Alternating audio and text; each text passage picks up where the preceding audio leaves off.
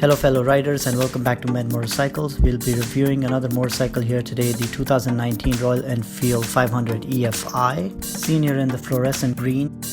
There are some modifications on this bike such as the lever guards, brown seat as you can see. The passenger seat is yet to be installed. It comes with an ABS option. The engine here is a 4-stroke 500cc. There is a kickstart option with a big stock muffler as seen on the side here. Chrome shine on the side of the tanks looks very nice.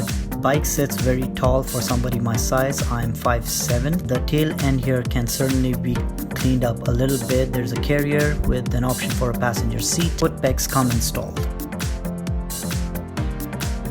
Coming up to the controls, not much has changed over the years in terms of the display. Manual display here. On the left side there is the headlights and the horn with the turn signals. On the right the basic engine shut off and automatic engine start.